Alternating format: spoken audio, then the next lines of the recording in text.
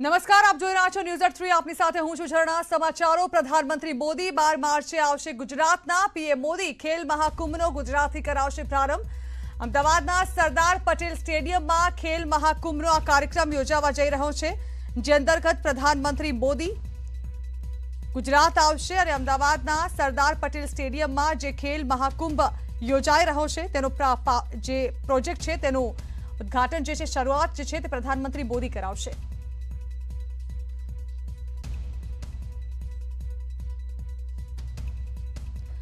તો ખેલ મહાકુંભની જોરોશોરોથી તૈયારીઓ કરવામાં આવી છે।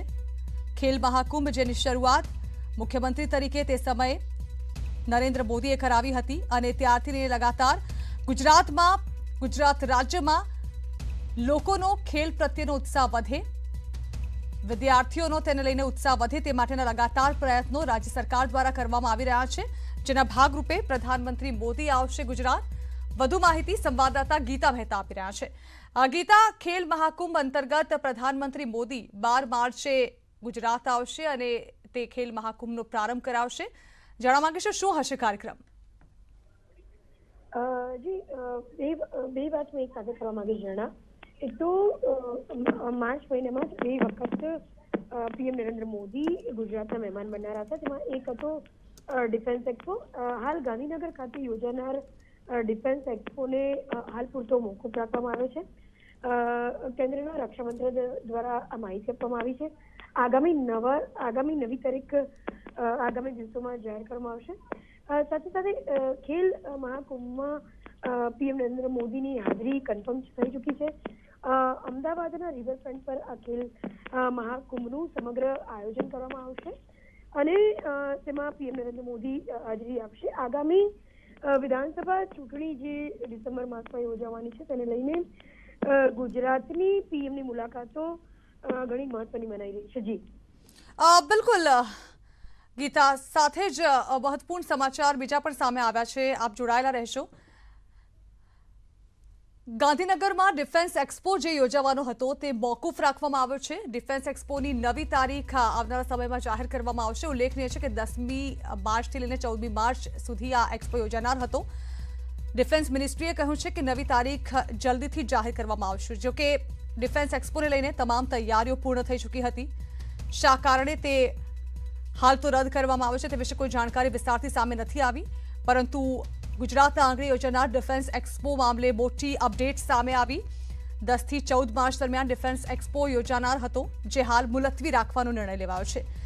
મિનિસ્ટ્રી ઓફ ડિફેન્સના સ્પોકપર્સન ભરતભૂષણ બાબુ દ્વારા હાલ ડિફેન્સ એક્સપો મોકૂફ રખાયાની જાહેરાત કરાઈ। તેમણે આ અંગે ટ્વીટ કર્યું હતું અને ટ્વીટ કરીને કહ્યું કે ગુજરાતના ગાંધીનગરમાં 10 થી 14 માર્ચ દરમિયાન આયોજિત ડિફેન્સ એક્સપોને હાલ લોજિસ્ટિક સમસ્યાઓને કારણે મોકૂફ રખાયો છે અને ટૂંક સમયમાં જ આ અંગે નવી જાહેરાત કરવામાં આવશે।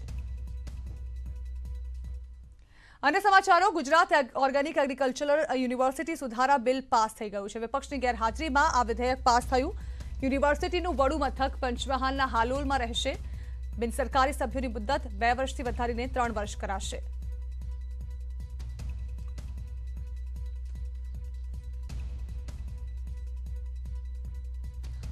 તો મહત્વપૂર્ણ બિલ પાસ। ઉલ્લેખનીય છે કે આજે પૂંજાભાઈ વંશને 7 દિવસ માટે સસ્પેન્ડ કરવામાં આવ્યા હતા ગૃહમાંથી અને તેમની ગેરહાજરીમાં, એટલે કે વિપક્ષની ગેરહાજરીમાં જ આ બિલ પાસ કરવામાં આવ્યું। અને હવે વાત કરીએ માર્ચમાં માવઠાના મારની।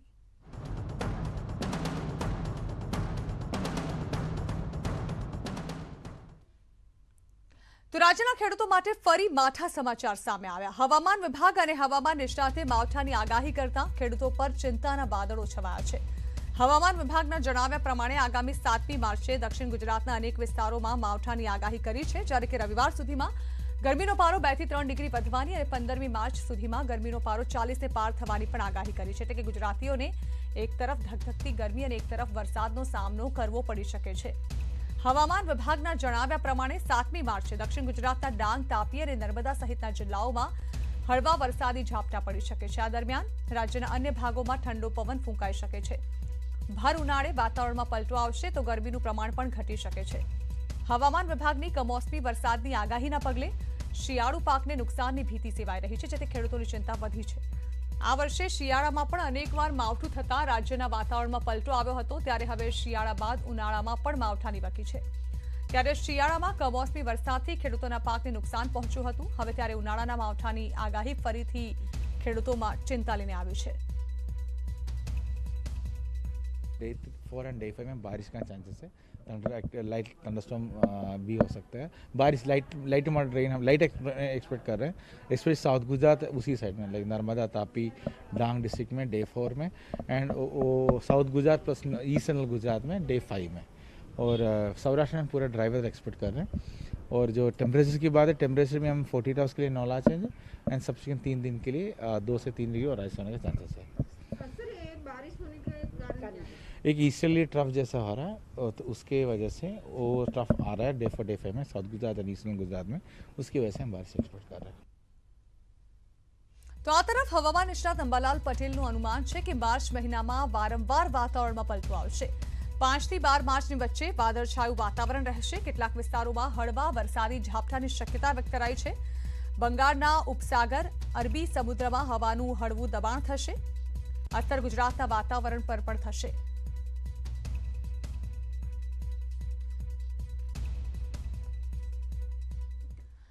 યુક્રેન અને રશિયા વચ્ચેના યુદ્ધને કારણે ખાદ્ય તેલોના ભાવમાં ભડકો જોવા મળી રહ્યો છે। એક ડબ્બા પાછળ 400 થી 450 રૂપિયાનો ભાવ વધારો થતા ગૃહિણીઓની સાથે ખાદ્ય તેલનો વેપાર કરતા વેપારીઓ અને ઉત્પાદકો પણ પરેશાન બન્યા છે। છેલ્લા 15 દિવસમાં સિંગતેલ અને સોયાબીન તેલના ભાવમાં તોતિંગ ભાવ વધારો થતા ગૃહિણીઓનું બજેટ ખોરવાયું છે।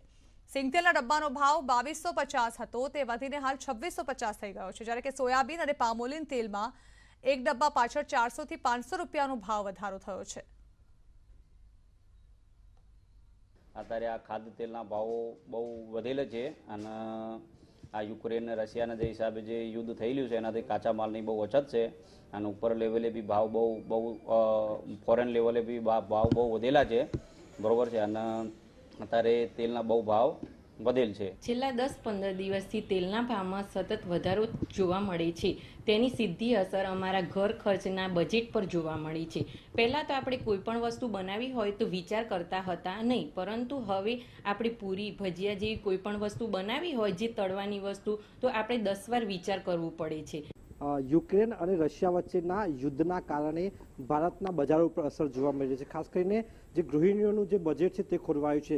દ્રશ્યો સીધા બતાવીશ કે જે આપ તેલના ડબ્બા જોઈ રહ્યા છો, આ તેલના ડબ્બા ખરીદવા હવે મધ્યમ વર્ગ માટે ખૂબ જ કઠિન ઊભું થયું છે, કારણ કે જે પ્રકારે છેલ્લા 15 દિવસમાં 400 રૂપિયા ઉપરાંત એક ડબ્બા પાછળ જે ભાવ વધ્યા છે, તે ખાદ્ય તેલ મોંઘું થયું છે, તેના કારણે રસોઈ હવે મોંઘી બની ચૂકી છે। મોડાસા શહેરના દ્રશ્યો છે, ખાસ કરીને જે ગૃહિણીઓ છે પોતાના ઘરમાં રસોડું બનાવે છે, તેઓ જે આયોજન કરતા હોય છે, આયોજન ખોરવાયું છે। મહત્વની બાબત એ છે કે તમામ જે ખાદ્ય તેલો જે છે તેમાં ભાવ વધારો જોવા મળી રહ્યો છે। જે કાચો માલ આવે છે વિદેશથી અથવા તેલ આવે છે તે મોંઘું થયું છે। જે યુદ્ધના કારણે જે સ્થિતિનું નિર્માણ થયું છે તેની અસર ભારત સુધી જોવા મળી રહી છે, તેના કારણે આ સ્થિતિનું નિર્માણ થયું છે।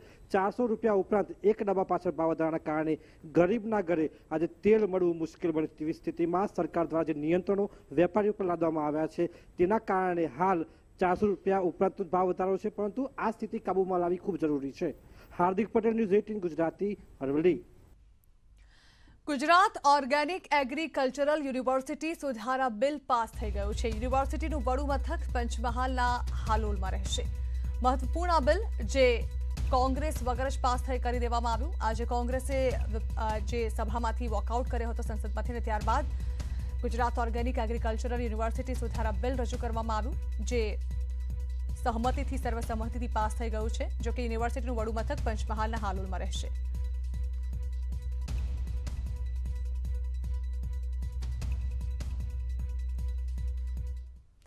પંચમહાલના ગોધરામાં એક ઘોડો વિફર્યો। લીલેસરા વિસ્તારમાં ઘોડાએ 2 રાહદારીઓને બચકા ભર્યા। ઘોડો વિફરતા રાહદારીઓ અને રહીશોમાં ભારે દોડધામ મચી ગઈ। ઘોડાની હરકતો બાદ ફાયર બ્રિગેડને આ અંગે જાણ કરાઈ। ફાયરની ટીમે વિફરેલા ઘોડાને કાબૂમાં લેવા પ્રયાસ કર્યો। વિફરેલા ઘોડા પર પાણીનો મારો ચલાવાયો, છતાં પરિણામ ન આવ્યું। ઘોડાને કોર્ડન કરી લાકડીથી પણ ઘેરવાનો પ્રયાસ કરાયો। જો કે આખરે ફાયરની ટીમે ઘોડાને રસ્સીથી બાંધવા સફળતા મળી। ફાયરની ટીમે વિફરેલા ઘોડાનું સફળ રેસ્ક્યુ કર્યું।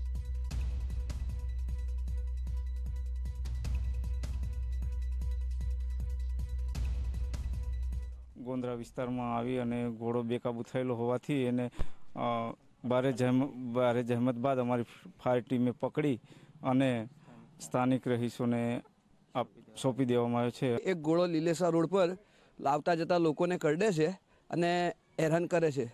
તો અમે સ્થળ ચકાસણી કરતા ત્યાંથી તાત્કાલિક અમે લાગતા વળગતા અધિકારીઓને ફોન કર્યો તો ગોધરા નગરપાલિકાના ફાયરમેન દ્વારા આ ઘોડાને કાબૂમાં લેવામાં આવ્યો છે. ઘરેથી નીકળી અને રોડ પર જવા નીકળતો હતો અને ઘોડો દૂધ કાઢીને આવ્યો અને મને મારવા આવે છે એવું સમજીને મેં આમ હાથ સીધો કરવા ગયો તો મારો અંગૂઠો જ કાપી નાખ્યો છે. કઈ બચકું બદલી લીધું છે અને ઈજા થઈ છે. હાલ હું દવાખાને છું. પૂંજા વંશે ગૃહમાં આપેલા નિવેદન પર ગૃહ રાજ્યમંત્રી હર્ષ સંઘવીએ આપી છે પ્રતિક્રિયા. તેઓએ કહ્યું છે કે ડ્રગ્સ જેવા મુદ્દા પર રાજનીતિ ન કરવી જોઈએ. આરોપ લગાવવાનું કામ વિપક્ષનું હોઈ શકે. ડ્રગ્સની ચર્ચા દરમિયાન કોંગ્રેસમાં ડર જોવા મળ્યો છે. સમાજમાં દૂષણ દૂર કરવાની ચર્ચા પહેલા જ કોંગ્રેસમાં ડર દેખાયો છે. અત્યાર સુધીમાં 1459 કરોડનો માલ ઝડપાયો હોવાનું હર્ષ સંઘવીએ જણાવ્યું. એક વર્ષમાં 258 કેસ થયા છે અને 397 આરોપીઓને ઝડપી પાડાયા છે. નવી સરકારની રચના બાદ કરોડો રૂપિયાનું ડ્રગ્સ પકડાયું છે. ગુજરાત પોલીસ ડ્રગ્સ માફિયાઓને છોડશે નહીં. ગુજરાત પોલીસે ડ્રગ્સ અંગે પ્રશંસનીય કામગીરી કરી હોવાનું પણ તેઓએ જણાવ્યું. જોકે તેઓએ કહ્યું કે કોંગ્રેસ પોલીસનું મોરલ તોડવાનું કામ કરે છે. રાજ્યના હિતમાં આપણે સૌ એક સાથે મળીને કામ કરીએ તેવી પણ તેઓએ અપીલ કરી. તેઓએ કહ્યું કે આપણે ટીમ ગુજરાત બનીને કામ કરવું જોઈએ. સાથે મળીને સામાજિક દૂષણ દૂર કરવા કાર્ય કરવું જોઈએ. સલીમ કરીને મુંબઈની ફ્રૂટ ને શાકભાજીની લારી ચલાવતો કોંગ્રેસનું રાજ છે. ત્યાં વર્ષોથી આ શાકભાજીની આડમાં એ યુવાનોનું ભવિષ્ય બગાડતો હતો. શાકભાજીની આડમાં કરોડો રૂપિયાનું ડ્રગ્સ વેચતો હતો. આ શાકભાજીની આડમાં શાકભાજીની લારીની આડમાં એને કરોડો રૂપિયાનું ડ્રગ્સ મંગાવ્યું. મને આપણે જણાવવું પડશે કારણ કે કોંગ્રેસના લોકો આ સાંભળવા તૈયાર નહોતા. આ ડ્રગ્સ માફિયાઓને પકડે છે એ પોલીસનું મોરલ તોડવાનું કામગીરી કોંગ્રેસ દ્વારા જે પ્રકારે ગૃહમાં કરવામાં આવી છે. ડ્રગ્સની ચર્ચા છોડીને બહાર ભાગી ગયા. ડ્રગ્સની ચર્ચા છોડીને ધમાલ કરવામાં આવી. આ રાજ્યના નાગરિકો પ્રતિ તે લોકો મજાક ઉડાવી રહ્યા છે કે એક યુવાન મંત્રી તરીકે મારી ઉંમર ઓછી હોય અને જો હું મહેનત કરીને મારા રાજ્યના નાગરિકોને આ ડ્રગ્સથી છુટકારો અપાવવા માટે મહેનત કરતો હોઉં તો શું દરરોજ એ લોકોના સહયોગમાં મારા માટે ગેરશબ્દ બોલવા યોગ્ય છે? મંત્રી દ્વારા જે શબ્દો ડ્રગ્સના માફિયાઓ મારા માટે વાપરે છે એ જ શબ્દ આજે એક મંત્રી દ્વારા વિધાનસભાના ગૃહમાં વાપરવામાં આવ્યો. મારે બીજું કંઈ નથી કહેવું, પરંતુ આ શું સંબંધ છે એ તપાસનો વિષય જરૂરથી છે. અને આ વિધાનસભા ગૃહમાં પ્રજાના હિતની વાત છોડી ટપોરી જેવા શબ્દ ઉપયોગ કરીને પોતાના વિધાનસભા ક્ષેત્રમાં કેવા ટપોરીગીરીના કામગીરી કરે એ તમામ લોકો જાણે છે. સમાચારો મળી રહ્યા છે પાકિસ્તાનના પેશાવરમાં બ્લાસ્ટમાં 30 લોકોના મોત થઈ ચૂક્યા છે. 50થી વધુ લોકો ઘટનામાં ઇજાગ્રસ્ત થયા છે. આ બ્લાસ્ટ મસ્જિદમાં થયો હતો. મસ્જિદમાં બ્લાસ્ટ થવાથી અફરાતફરીનો માહોલ સર્જાયો છે. 30 લોકોના મોતની ઘટના પણ સામે આવી રહી છે. પાકિસ્તાનના પેશાવરમાં આવેલી એક મસ્જિદમાં આગની ઘટના સામે આવી રહી છે. 30 લોકોના મોત થયા છે. 50 લોકો ઘાયલ થયા છે. વિસ્તારથી આ ખબર સામે નથી આવી રહી કે આખરે આ બ્લાસ્ટ કયા કારણોસર થયો છે. જો કે હાલ તો 30 લોકોના મોતની પુષ્ટિ કરી દેવામાં આવી છે સત્તાવાર રીતે. 50 લોકો ઘાયલ હોવાનું જણાવવામાં આવી રહ્યું છે. આ અંગે વધુ માહિતી સંવાદદાતા સંધ્યા આપી રહ્યા છે. સંધ્યા, પાકિસ્તાનના પેશાવરમાં બ્લાસ્ટના સમાચાર, મસ્જિદમાં થયેલો આ બ્લાસ્ટ 30 લોકોના મોતની ઘટના સામે આવી રહી છે. જાણવા માંગીશું શું છે આ ઘટના? જી, આપને જણાવી દઈએ કે જે રીતે ત્યાંના પોલીસ સોર્સ દ્વારા કહેવામાં આવ્યું છે કે 2 અટેકર્સ હતા અને તેઓ આ મસ્જિદમાં એન્ટર થયા હતા. આજે શુક્રવારનો દિવસ છે. શુક્રવારનો દિવસે જુમ્માની જે મસ્જિદ જે આજે એ લોકો જે નમાઝ અદા કરતા હોય છે એનું ખાસ મહત્વ હોય છે અને આ જ સમયને આ અટેકર્સે પસંદ કર્યો હતો. મસ્જિદમાં તેઓ પહોંચ્યા હતા અને બોમ્બ ધડાકો થયો હતો. 30 લોકોના મોતના અત્યારે સમાચાર આવી રહ્યા છે, પરંતુ જે રીતે વિઝ્યુઅલ ત્યાંથી પાકિસ્તાનથી આપણી સામે આવી રહ્યા છે, પેશાવરના જે વિઝ્યુઅલ, મસ્જિદની અંદરના જે વિઝ્યુઅલ સામે આવી રહ્યા છે, તેનાથી આ મોતનો આંકડો વધી શકે છે. જેવો જ આ બ્લાસ્ટ થયો હતો ત્યાં આસપાસના જે લોકો હતા ત્યાં દોડી આવ્યા હતા અને તેઓએ જે ઘાયલો હતા તેમને તુરંત જ એમ્બ્યુલન્સ મારફતે હોસ્પિટલ પહોંચાડવાની તેઓએ તૈયારી કરી હતી. પરંતુ જે રીતે વિઝ્યુઅલમાં પણ આપણે જોઈ શકીએ છીએ કે એક ગીચ આ એરિયા દેખાઈ રહ્યો છે, માર્કેટ એરિયા છે અને માર્કેટ એરિયામાં વાહનોનો મોટો કાફલો અહીંયા દેખાઈ રહ્યો છે. એમ્બ્યુલન્સ એક બાદ એક એમ્બ્યુલન્સ, લગભગ આપણે ગણી પણ ન શકીએ એટલી એમ્બ્યુલન્સ ત્યાં પહોંચી રહી છે અને આ એમ્બ્યુલન્સના જોતા જ લાગી શકે છે કે આ બ્લાસ્ટ મોટો છે અને હજુ પણ કેટલાક લોકો વધુ કદાચ આમાં મોત થાય તો નવાઈ નહીં. 50 લોકોના ઘાયલના સમાચાર છે, પરંતુ આંકડો વધી શકે છે કારણ કે જે રીતે મસ્જિદની અંદરના જે વિઝ્યુઅલ આપણી સામે આવ્યા છે એમાં લોહી લુહાણ, તમામ લોકો લોહી લુહાણ દેખાઈ રહ્યા છે. મસ્જિદની અંદર પણ લોહી વહેતું દેખાઈ રહ્યું છે. વિઝ્યુઅલ કદાચ આપણે બતાવીને પણ ન શકીએ, લોકોને વિચલિત કરે તે પ્રકારના આ વિઝ્યુઅલ છે અને સોર્સ જે પાકિસ્તાન પોલીસનો જે સોર્સ છે એ દ્વારા જે કહેવામાં આવી રહ્યું છે કે 2 અટેકર્સ હતા. જો કે આ અંગે તપાસ થશે અને ત્યારબાદ વધુ વિગતો સામે આવશે. જી બિલકુલ, આભાર સંધ્યા. તો પેશાવરની જામા મસ્જિદમાં આત્મઘાતી હુમલો થવાનું હાલ તો અનુમાન લગાવવામાં આવી રહ્યું છે.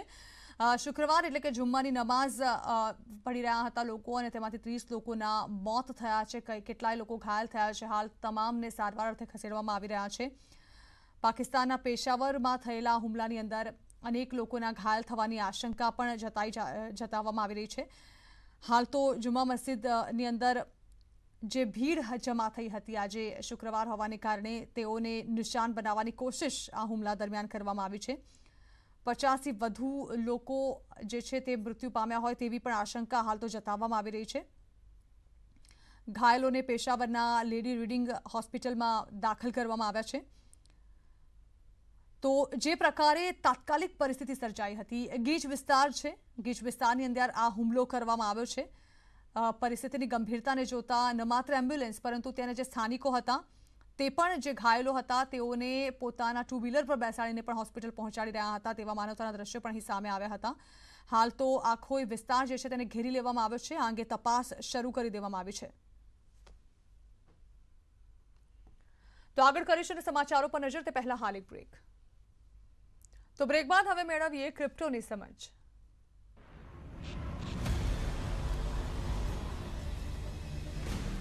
Z and news 18 network present crypto की समझ.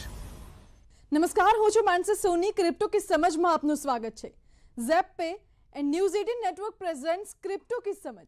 આજના એપિસોડમાં અમે તમને ક્રિપ્ટો જગતના મહત્વપૂર્ણ સમાચારો અને માહિતી આપીશું. હાલના મહિનાઓમાં ક્રિપ્ટોકરન્સી માર્કેટમાં મંદી હોવા છતાં કોઇનબેઝ 2021ના છેલ્લા ક્વાર્ટરમાં અપેક્ષાઓ કરતાં વધુ સારું પ્રદર્શન કરવામાં સફળ રહ્યું છે.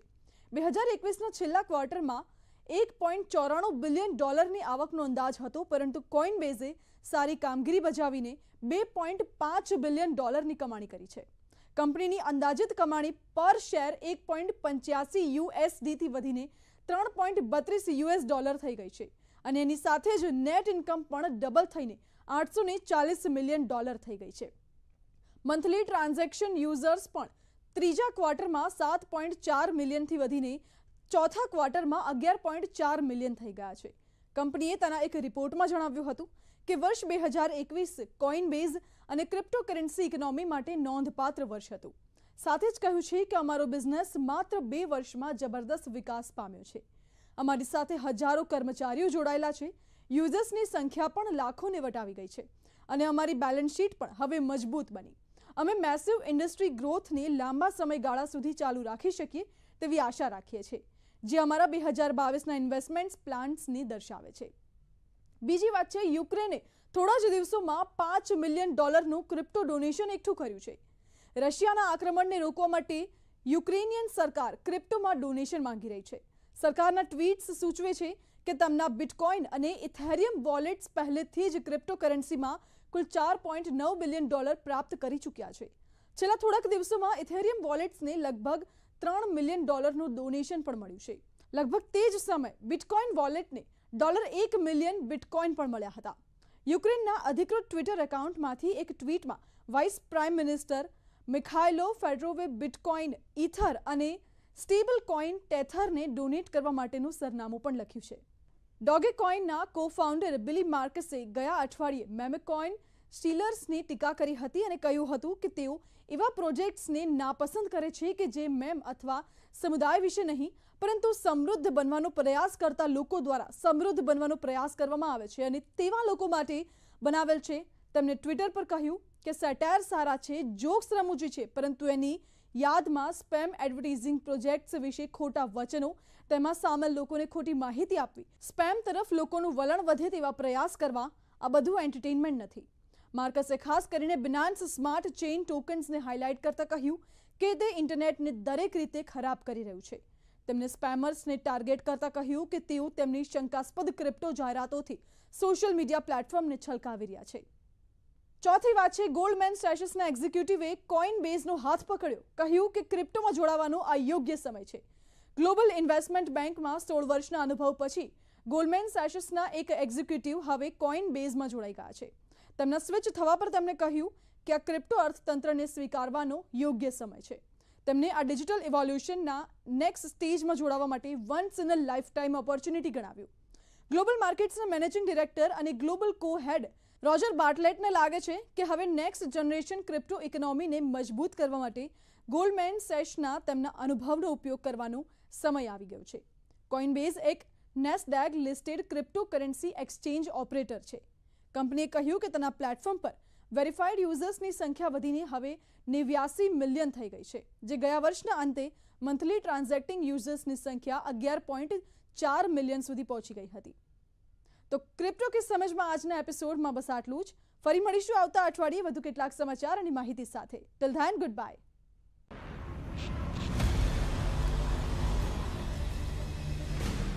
ZPay and News 18 Network present crypto की समझ.